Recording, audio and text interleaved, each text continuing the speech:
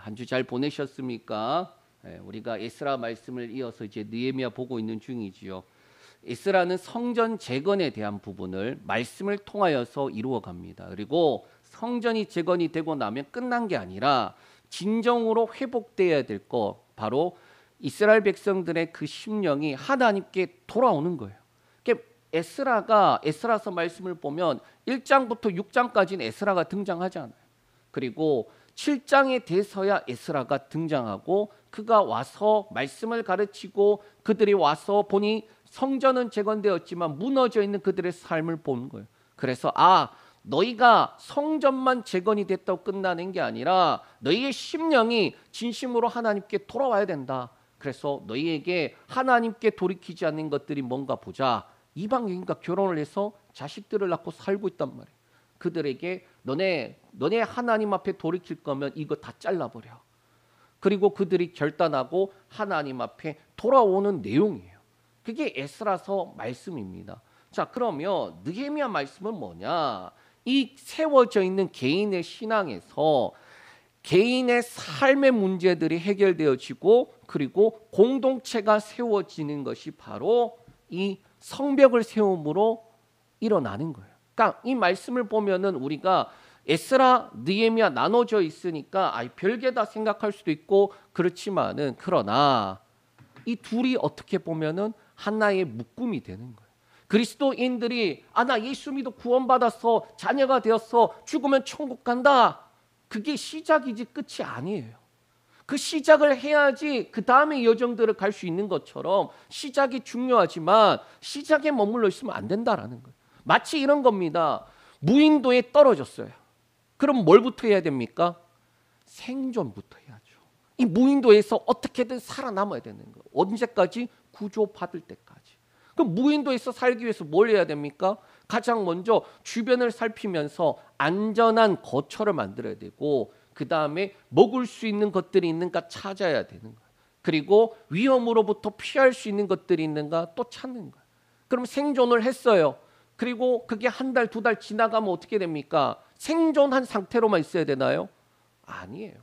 여러분들이 이 땅을 살아가는 게 생존을 위해서 살아가고 계십니까? 아니에요. 생존을 위해서 살아가는 건 가장 밑바닥이. 생존을 했다라면 어떻게 살아가야 됩니까? 하나님 앞에 부르심의 가치만큼 살아가는 거예요. 무인도에 떨어져서 초반에는 생존을 위해서 살아갑니다. 그러나 뭘 해야 돼요? 시간이 지나도 생존한 상태로 있어야 되느냐? 아니. 언제든 구조받더라도 내가 이곳에서 생존이 아닌 가치를 위해서 살아가는 거예요. 예를 들면은 생존을 위해서 그냥 쉘터를 만들었는데 한 달이 지나고 두 달이 지나도 여전히 누우면 밤하늘 보이고 문짝도 없이 살아야 되나요? 그게 아니라라고 말하는 거예요. 저와 여러분들도 마찬가지입니다. 신앙생활을 했으면은 예수 그리스도 안에서 태어났으면은 건강하게 자라가야 돼요. 그리고 주님 앞에 서는 그날을 바라보면서 마치 구조되길 바라보면서 언제가 될지 모르지만은 그 앞에 가장 가치 있는 모습으로 서 있어야 된다라는 것입니다. 이게 느헤미야서 말씀이다라는 거예요. 느헤미야가 어떻게 합니까? 기도로 성벽을 세워가는 그 일을 시작해요. 기도로 성벽을 준비합니다. 그리고 기도로 공동체를 세워가는 여정이 우리가 보고 있는 말씀이에요. 그래서 오늘 우리가 한번 같이 살펴볼 텐데 어느 날 느헤미야에게 멀리서 온 소식이 있었습니다. 잠시만요. 이 멀리서 온 소식이 뭐냐? 느헤미야의 형제가 어떻게 되나요? 예루살렘에 갔다 왔는데 예루살렘이 황폐하고 무너졌습니다. 그 이야기를 듣는 거예요. 그 이야기를 듣자마자 느헤미야는 하나님 앞에 금식하며 무릎을 꿇고 기도를 하였습니다. 하나님 앞에 기도할 때 하나님 어떻게 이러한 일이 일어났습니까? 이거 우리의 조상과 나의 죄 때문입니다. 우리의 죄 때문입니다. 그렇게 자신의 것으로 삼고 기도할 때에 이 기도가 끝날 때 성경은 뭐라고 말하느냐?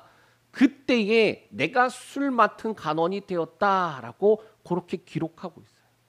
어쩌면 느헤미야의 기도는 이런 것이에요. 하나님, 누가 저 무너져 있는 저 예루살렘, 저 성벽에 하나님 세울 수 있겠습니까? 하나님 저곳에 누가 가서 세우겠습니까? 그 기도를 할 때에 하나님은 오히려 느헤미야한테 이렇게 말하는 것일 수 있어요.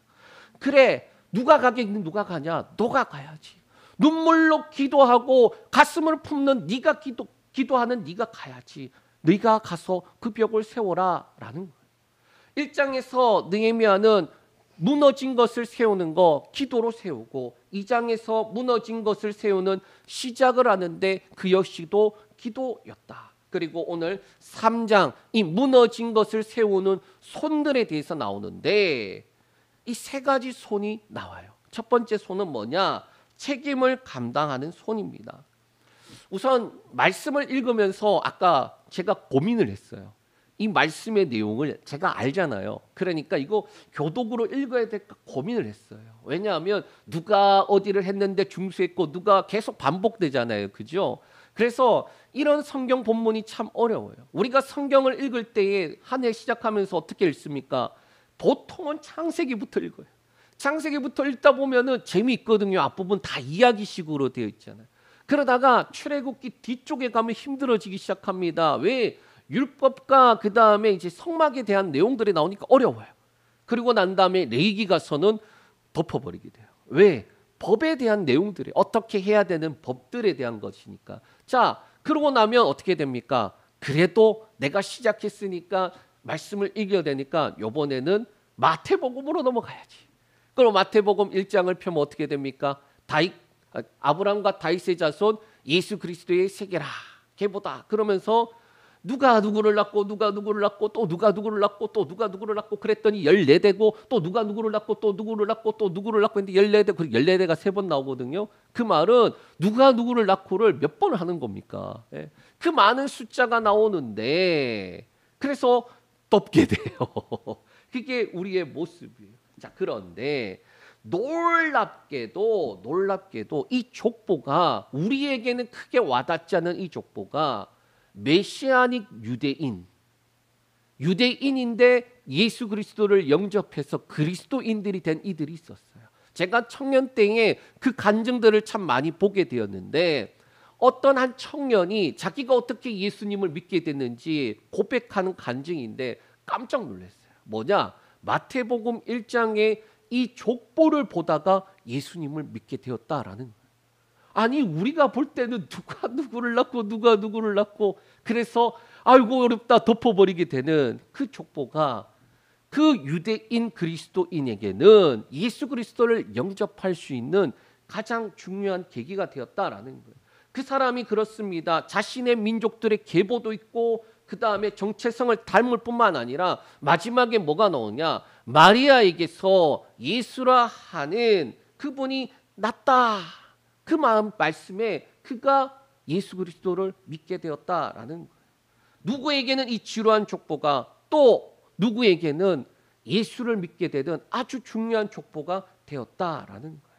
그래서 느헤미야 3장 말씀을 보면 이거 누가 누구를 어디를 중수했다. 누구가 또 어디를 중수했다. 이쪽도 또 중수하고 저쪽도 중수하고 이런 내용들만 나오니까 이게 뭔가 싶을 거예요. 그러나 이 내용 안에 담겨 있는 내용이 크다. 우리 한번 같이 한번 볼 텐데요. 자, 한 표를 볼게요. 먼저.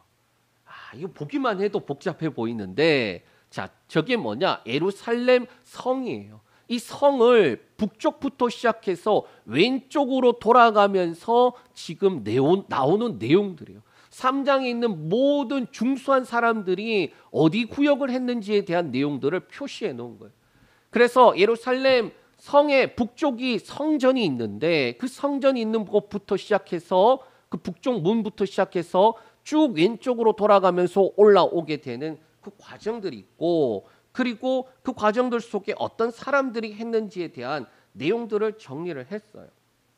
자, 여러 사람들이 나오죠. 자, 이런 것이 있다라고만 하고 넘어가는데 우리 먼저 1절에서 3절 말씀 읽겠습니다. 그때에 대제사장 엘리야십이 그의 형제 제사장들과 함께 일어나 양문을 건축하여 성별하고 문짝을 달고 또 성벽을 건축하여 망대로부터 하나넬 망대까지 성별하였고 그 다음은 여리고 사람들이 건축하였고 또 그 다음은 이므리 사람들 삭굴이 건축하였으며 어무는 하스나아의 자손이 건축하여 그 들보를 얹고 문짝을 달고 자물쇠와 빗장을 갖추었고. 자, 가장 처음에 누가 등장하느냐? 대제사장 엘리아십이 등장해요. 그 아까 봤던 그 지도에서 북쪽에 성전이 있단 말이에요. 그 북쪽에 북쪽문에 뭐가 있느냐? 양문이라는 데가 있습니다. 그러니까 제사장 중에 대제사장이 성전 가까운 곳에서 뭘 하느냐? 성전에 들어가는 하나님께 드릴 제물들이 들어가는 그 문을 중수하는 내용들이에요. 자, 그리고 난 다음에 2절에 가니까 여리고 사람들이 예루살렘의 한 성을 담당해요. 그 여리고는 어디 있느냐? 예루살렘에서 25km 떨어진 곳에 있어요. 그러니까 멀리 떨어져 있지만은 그들이 와서 성벽을 세우는 일을 감당하고 있어요. 그리고 난 다음에 3절에 보면은 2절에 보면은 그 삭굴이라는 사람이 나오는데 다들 가족 단위, 자손 단위, 가문 단위로 성벽을 감당했단 말이에요. 그런데 이 사람은 특이하게도 가족 단위가 아니라 개인으로 한 성벽을 감당하더라라는 거예요. 여러분 보면은 다양한 사람들이 성벽들을 감당하고 그 성벽들을 세웠습니다. 3장의 내용은 이런 사람들이 세웠다라는 어떻게 보면 기념표 같은 내용이에요. 자, 그런데 나중에 보면은 어떤 사람도 등장하느냐? 한 곳만 하는 게 아니라 두 군데를 감당하는 사람도 있어요. 여러 곳을 감당하는 사람도 있어요. 그러니까 다양한 사람들이, 다양한 가문들이 헌신을 했기 때문에 성벽이 세워집니다. 자, 그런데 특징이 있어요. 특징. 3장에 우리가 읽지 않은 부분이지만 특이하게 반복하는 부분이 있는데 뭐냐? 10절과 23절과 28절과 30절에 등장하는데 그 중에 한번 10절만 읽겠습니다. 자, 요거 넘어가고 10절이 자, 읽습니다. 그 다음은 하루맘의 아들 여다야가 자기 집과 마주 대한 곳을 중수하였고 그 다음은 하삼느야의 아들 핫두스가 중수하였고. 자, 반복되는 데가 어디 있느냐? 바로 자기 집 앞에 것을 중수했다라는 내용이 4번 등장해요. 자, 이 말이 뭔 말이냐? 자기 집 앞을 쌓았다 이렇게 말할 수 있는데 단순하게 가까운 곳을 쌓았다, 동선이 가까우니까 거기를 쌓았다 그런 의미가 아니라 책임을 감당하는 손이 있는데, 즉 무너진 것을 세울 때에 가장 첫 번째 이 책임을 감당하는 손은 어떤 거냐? 하나님께서 자신에게 책임지시는 그쪽, 그 부분, 그러니까 내가 감당해야 될 그 부분에 그것을 먼저 세우는 거예요.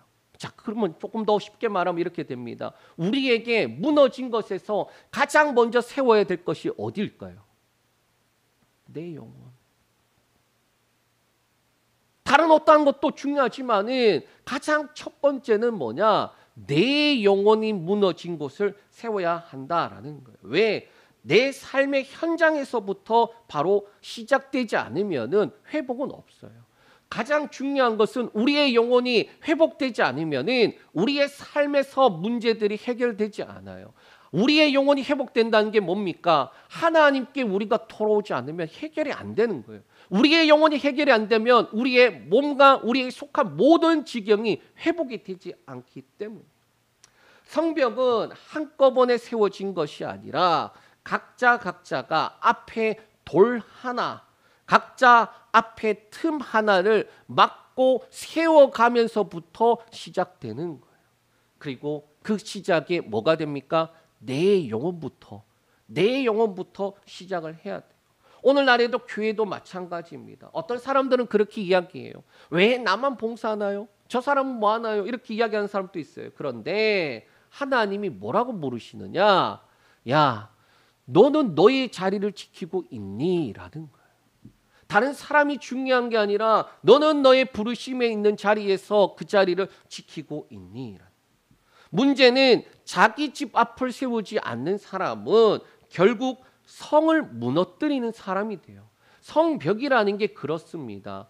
똑같이 균일하게 튼튼해야 돼요. 그런데 한 곳에 구멍이 있으면 적들이 어떻게 합니까? 그곳으로 들어오겠죠. 약하니까. 마찬가지. 자기 집 앞에 것을 세우지 못하면 성벽을 무너뜨리는 틈이 된다라는 거예요. 이어서 무너진 것을 세우는 두 번째 손은 뭐냐? 한 몸을 이루는 손이에요. 우리 8절 말씀 읽겠습니다. 8절.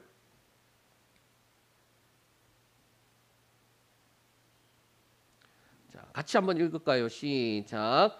그 다음은 금장색 칼레아의 아들 우지엘에 중수하였고 그 다음은 향품 장사 하나냐 등이 중수하되 그들이 예루살렘의 넓은 성벽까지 하였고. 자, 여기 보면은 건축 전문가들이 건축하지 않아요. 어떤 사람이 했다고 말하고 있습니까? 금장색, 또 향품 장사, 그리고 조금 더 확대해서 보면 지방 관리도 있고 딸들도 함께 했다라고 되어 있어요. 금장색이 뭡니까? 금이나 은이나 그러한 것들을 녹이고 두드려서 세공하는 사람들이에요. 아주 전문적인 사람들이에요. 이들은 주로 장신구, 장식 등에 대해서 장식하는데 매우 정밀한 장인들이에요. 출애굽기에 보면은 31장에 성막과 성막 안의 기구들을 누구한테 맡기느냐? 부살렐이라는 사람과 오홀리압이라는 사람한테 맡겨요. 왜? 그들이 가지고 있는 은사가 있기 때문에 성령을 부어서 더욱더 그 일에 특화하게 만들어요. 그만큼 뭐다? 전문직이다. 그만큼 세밀하게 해야 되는 일이다. 자, 그런데 향료 제조다들도 마찬가지로 오늘날에는 조향사라고 있죠. 이제 그거와 비슷하면서도 그 당시에는 뭘까지 담당하느냐? 의료 관련된 부분도 담당한다. 그러니까 쉽게 말하면 의사예요. 네. 조금 확대해서 생각하면 의사까지 할 수 있는 거예요. 단순하게 향품을 만드는 정도가 아니라 그걸로 치료하는 것까지 역할을 감당하는데 이 두 사람이 전문직인데 또 세밀한 일을 하는 사람들인데 뭐합니까? 망치를 들고 무거운 돌을 들고 그들이 성벽을 감당하더라라는 거. 헌신하는 일을 하더라라는 거. 게다가 딸들이라는 사람들이 등장하는데 우리 12절 말씀 한번 보겠습니다. 그 다음은 예루살렘 지방 절반을 다스리는 할로헤스의 아들 살룸과 그의 딸들이 중수하였고 9절과 12절에 예루살렘의 절반을 다스리는 관리가 나와요. 그러니까 9절에도 나오고 12절에도 나와요. 그 말은 뭔 말입니까? 예루살렘을 다스리는 두 사람이 같이 지금 이 성벽을 쌓는데 그 중에 이 살룸이라는 사람이 어떤 사람이냐? 자신뿐만 아니라 자신들의 가족들도 데리고 와서 그 일을 감당하더라라는 거예요. 자, 조금 이제 예를 한번 들어볼게요. 오늘날로 치면은 자, 영통구가 있고 수원에 권성구도 있고 여러 가지 구가 있잖아요. 예루살렘에 두 구가 있다고 가정해 볼 때에 지금 구청장 둘이 와서 성벽 쌓는 일들을 하고 그 중에 한 사람은 자기 가족들도 데리고 와서 그 일을 감당하더라라는 거예요. 여러 사람들이 등장해서 그 일들을 감당하고 있어요. 한 몸을 이루어서 뭐합니까? 성벽 쌓는 일들을 감당하고 있더라라는 거예요. 특별히 이 딸들이란 부분을 조금 주목해야 되는데 이게 조금 이례적이에요. 구약에서 여성들에 대해서 활약에 대해서 잘 이야기하지 않아요. 왜냐? 하나님께서 구약에서 사람들을 여성들을 사용할 때는 정말 특출한 사람만 등장해요. 뭐 예를 한번 들어볼까요? 드보라. 자, 그런데 구약에서 이 여성들을 사용할 때에 그 배경에는 남자들이 지지를 못 났을 때 두 번째 여성들 중에서도 정말로 남자들의 몇 명의 몫을 감당하면서 쓰임 받을 때예요. 그 중에 한 사람이 슬로보아스의 딸들이 있어요. 그 딸들인데도 하나님 앞에 하나님 말씀하시고 약속하신 거 그 땅 우리에게 주셔야 합니다. 그렇게 강하게 이야기하니까 그래 줘라.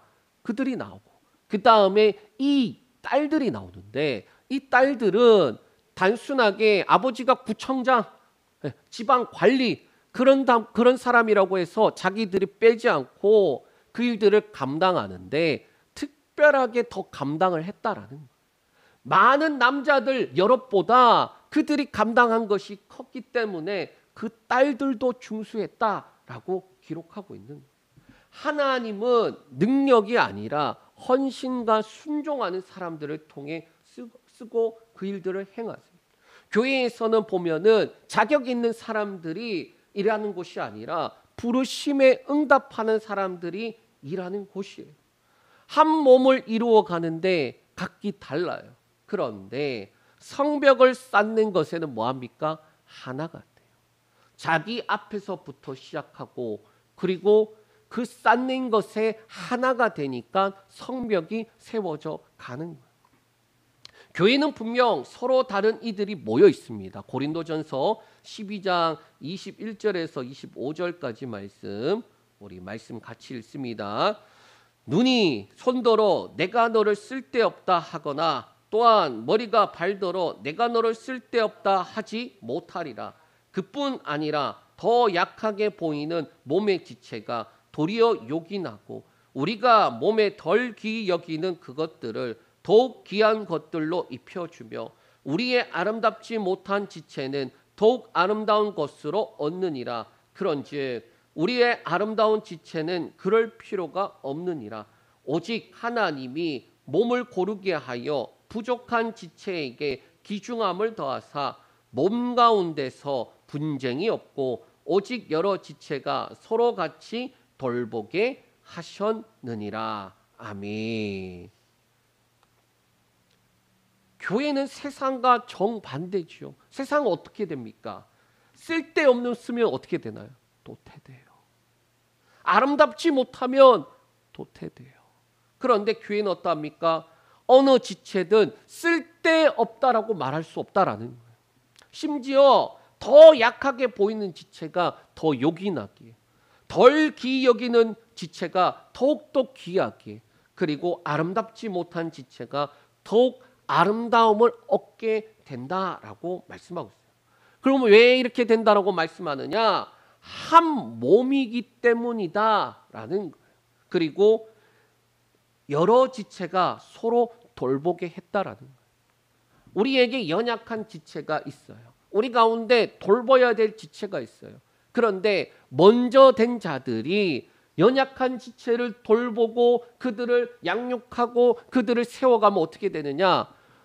균일하게 건강한 공동체로 만들어진다라는 거예요. 교회는 그런 곳이다라는 거예요. 왜? 저 연약한 지체가 연약한 상태로 그대로 있으면 어떻게 됩니까? 무너지면 다 같이 무너지는 거예요. 교회는 그런 곳이다라고 말씀하고 있어요. 자, 세 번째, 무너진 것을 세우는 세 번째 손, 믿음의 역사를 이어가는 손이다라고 말씀하고 있습니다. 우리 4절에서 5절 말씀 읽겠습니다. 그 다음은 학고스의 손자 우리아의 아들 무레못이 중수하였고 그 다음은 무세사벨의 손자 베랴가의 아들 무술람이 중수하였고 그 다음은 바나의 아들 사독이 중수하였고 그 다음은 드고의 사람들이 중수하였으나 그 귀족들은 그들의 주인들의 공사를 분담하지 아니하였으며. 자, 느헤미야 3장에 반복적으로 중수했다라는 말이 나오다가 한 번 중수했다라고 하지 않고 분담하지 아니하였다라고 나오는데 그게 5절이에요. 우리가 그냥 읽어서 이렇게 계속 반복되니까 이제 그런가 보다 했지만은 사실 중수했다 다 나오는데 5절에서 갑자기 중수하지 않고 분담하지 않았다 이렇게 나오는 거예요. 앞에 다양한 사람들이 하나님의 역사에 기록이 되는데 그런데 지도층인 이 귀족들이 불순종해요. 귀족들은 문자적으로 이 고귀한 자들, 고위층을 의미합니다. 주석을 살펴보니까 이 지역 공동체의 리더십들 또는 유다 내부층의 지배층이라고 생각하는데, 그런데 그 다음 구절이 문제예요. 그들의 주인들의 공사에 참여하지 않았다라는. 그러니까 주인들이라고 되어 있으니까 이게 뭔 말인가 저도 한참 봤어요. 그런데 주석을 살펴보면서 이 원어를 보니까 주인들이라고 되어 있는데 여기 주인이 누구냐? 원어를 직역하면 이렇게 됩니다. 그들의 주의 일이에요. 우리나라 말은 주인들의 일로 되어 있으니까, 그런데 원어를 번역하면 그들의 주의 일. 그러면 이 주가 누가 되느냐? 바로 하나님이다. 자, 하나님이 이 성벽을 세우는 일을 맡겼어요. 그래서 어떤 사람들은 각각 자기의 분량에 따라 자기 집 앞에 것들을 세워가고, 또 어떤 사람들은 여러 곳을 세워가고, 또 어떤 사람들은 자기뿐만 아니라 가족들도 세워가고, 또 어떤 사람들은 나는 건축 전문가가 아니고 심지어 나는 손을 다치면 안 되는 사람인데 그거 감수하고서라도 하나님의 일에 그가 참여하는데, 그런데 이 유다 지배층에 있는 사람들, 이 드고아 사람들의 귀족들은 하나님의 부르심에 정면으로 불순종하더라라는 거예요. 하나님의 명령에 불순종해요. 외형은 공사하는 거 거절이었어요. 아이 뭐 우리가 그거를 해 이렇게 말할 수도 있겠죠. 그런데 실상은 뭐냐? 하나님의 사역에 대한 거부입니다. 결국 그들은 하나님의 역사에서 빠지게 돼요. 그런데 반대로 어떤 손은 하나님의 역사에 기록이 됩니다. 우리가 읽었던 4절에 보면 학고스의 손자 우리아의 아들 무레봇이라는 사람이 나와요. 이 사람은 사실 아픔이 있는 사람이에요. 에스라서 2장 61절에서 63절까지 말씀 보겠습니다. 자, 읽습니다. 제사장 중에 하바야의 자손과 학고스 자손과 바르실레 자손이니, 바르실레는 길앗 사람 바르실레의 딸 중에 한 사람을 아내로 삼고 바르실레의 이름을 따른 자라. 이 사람들은 계보 중에서 자기 이름을 찾아도 얻지 못하므로 그들을 부정하게 여겨 제사장의 직분을 행하지 못하게 하고, 방백이 그들에게 명령하여 우림과 둠밈을 가진 제사장이 일어나기 전에는 지성물을 먹지 말라 하였느니라. 이 에스라서 2장 말씀이 뭐냐? 귀환을 해서 성전 재건을 하는데 귀환한 사람들의 이름들이 나열되어 있어요. 그 나열들 중에 이 뒷부분에 가니까 어떤 사람이 등장하느냐? 이스라엘 사람이라고 칭하지 못하는 사람들이 몇 등장해요. 그러니까 바벨론에서 포로 귀환을 했단 말이에요. 그러면 얼마나 고대하던 그 귀환이겠어요. 고향에 도착했다라고 생각했는데 이스라엘 공동체 안에서 너는 이스라엘 사람 아니야 라고 되는 거예요. 자, 그런데 여기에 읽었던 세 자손이 나옵니다. 그런데 이 세 사람이 누구냐?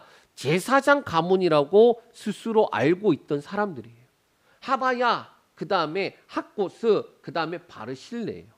그런데 이들의 족보가 불분명하니까 너네가 제사장이라고 아무리 이야기를 해도 족보가 불분명하니까 너네가 그 일을 감당할 수가 없어. 확인될 때까지 할 수가 없어라고 이렇게 한 거예요. 아까 우리 느헤미야 3장에 지금 읽었던 사람 학고스 손자 누구의 아들 무레못 이렇게 나왔잖아요. 우리의 아들 무레못이었을 거예요. 이 무레못이 어떤 가문이라고요? 귀환해서 제사장으로 쓰임 받아야 되는데 족보를 확인 못 해갖고 제사장으로 쓰임 받지 못해요. 바르실레 가문은 애초에 이방 사람들과 결혼한 사람들의 자손이기 때문에 그 이름이 바르실레가 이방 족속의 이름이거든요.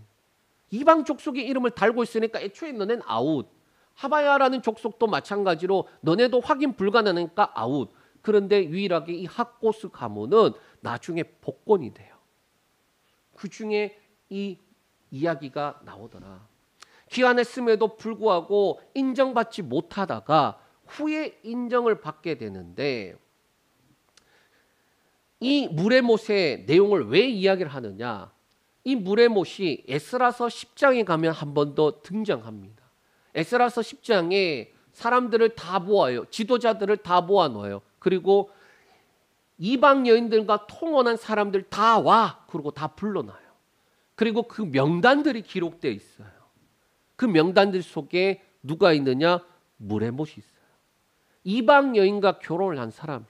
제사장인데. 그런데 그 명단들은 어떤 명단이냐? 우리가 이방의 것들을 다 끊어버리고 우리가 사랑하는 이방의 것들을 다 끊어버리고 하나님 앞에 돌아오겠습니다라고 했던 사람들의 명단이었어요. 그 물의 못이 어떤 사람이라고요? 하나님 앞에 돌아온 사람이다라는 거예요. 그 사람이 지금 느헤미야 3장에 오니까 중수하는 그 일들을 하고 그 한 번 하는 게 아니라 뒤에 가면 또 나와요. 물의 못이 학고스의 자손 이 물의 못이 또 다른 곳을 세워요. 말씀을 정리합니다. 제가 오늘 여러 가지 말씀하고 싶은 것들이 많았지만은 이름부터 복잡하잖아요. 그래서 세 가지만 했어요.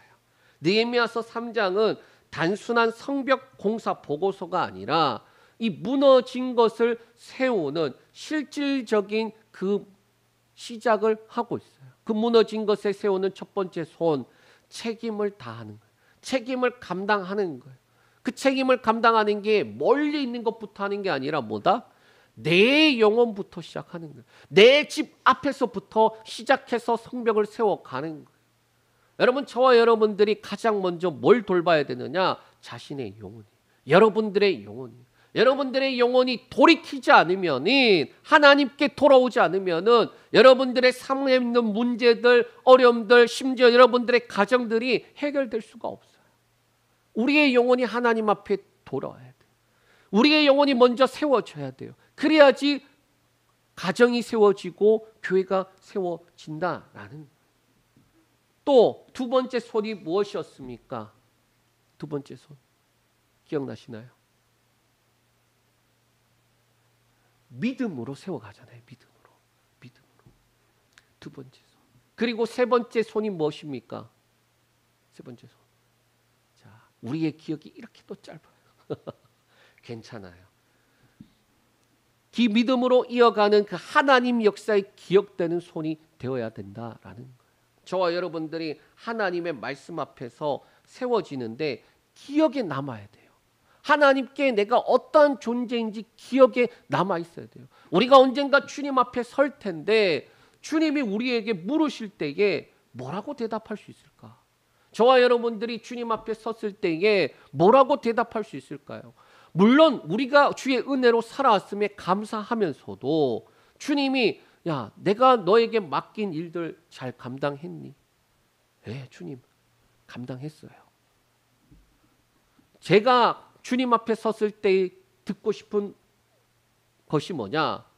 착하고 충성된 종아, 네가 작은 것에 충성했으니 내 주인의 즐거움에 참여할지어다. 사실 다른 거 다 필요 없어요. 저한테. 저는 주님 앞에 섰을 때 그거 하나면 족하다 생각해요.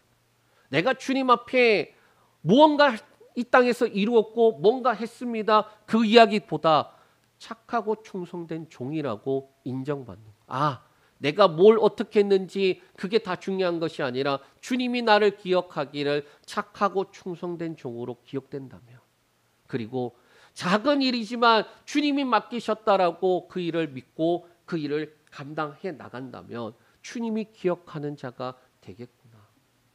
어떤 가문은 보면은 그렇습니다. 직종을 뛰어넘어서 그 일을 감당해요. 이거 하면은 나한테 손해가 날 것 같은데도 감당해요. 하다가 다치면 어떡해? 이 손이 어떤 손인데, 이 손으로 밥 벌어 먹고 살고 이 손으로 내가 명성 쌓아왔는데 이거 다치면 어떡해? 그런데 주를 위해서 기꺼이 하는 거예요. 심지어 고이 관리인데 자기뿐만 아니라 가족들 다 끌고 와서 우리는 이 일을 감당해야 돼. 하나님이 우리에게 맡겨주신 이 일을 감당해야 돼. 그리고 가족들을 세우는데 심지어 그 딸들, 이름조차 기억되지 않을 그 딸들이지만 믿음의 유산을 이어가게끔 그 일을 감당하게 하고 그 딸들 또한 남자들의 여론못보다 더 크게 했기에 기록되고 있다라는 거예요. 그런데 반면 어떤 이들은 목을 굽히지 않아요. 하나님의 명령 앞에 순종하지 않아요. 기회가 주어졌는데 응답하지 않아요. 그러면 어떻게 되느냐? 불명예스러운 기록으로 남게 되더라라는 거예요. 여러분의 집 앞, 여러분의 삶의 자리 지금 혹시 무너져 있진 않습니까? 또 교회라는 몸 안에서 여러분들은 어떤 지체로 계시나요? 하나님께서 저와 여러분들에게 무너진 것을 세우는 손으로 부르실 때에 여러분은 어떠한 손이 되길 원하십니까? 제가 모교회가 100년이 넘었어요. 한 105년쯤 된 것 같아요. 제 고향교회가. 그런데 이 100년 넘은 교회에서 제가 자랐고, 두 번째 제가 바로 개척하기 바로 직전에 사역했던 교회도 100년이 넘었어요. 자, 이 두 교회에서 제가 뭘 경험을 했느냐?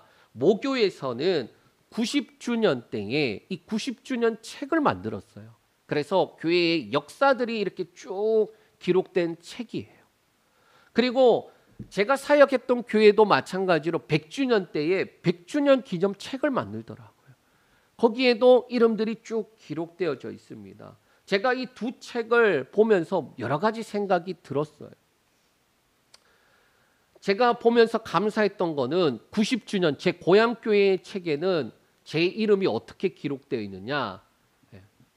군의교회 출신 목회자 그 명단들 속에 제 이름이 있더라고요. 제 이름이 그렇게 기록되어 있어요. 왜? 그때가 2010년인데 제가 그때 목사 안수를 받았거든요. 목사라서 거기 이름이 쭉 내려오다가 맨 막내로 출신 목회자로 이름이 기록되고, 또 100주년이 된 제가 사역한 그 교회에서는 당시 100주년이 될 때에 교회 이제 사역자들, 장로님들 그렇게 다 쭉 나온단 말이죠. 거기에 부목사로 있었기 때문에 부목사로 이름이 있더라고요. 자, 그런데 그것들을 쭉 살펴보다 보면 어떻게 되느냐? 교회가 개척되면서 함께한 이름들이 있어요. 누가 어떻게 헌신을 해서 교회가 세워졌다라는 게 기록되어 있어요. 누가 자신의 집을 팔아서 그 금액을 가지고 교회를 세워서 개척이 시작하다, 이런 내용이 시작돼요.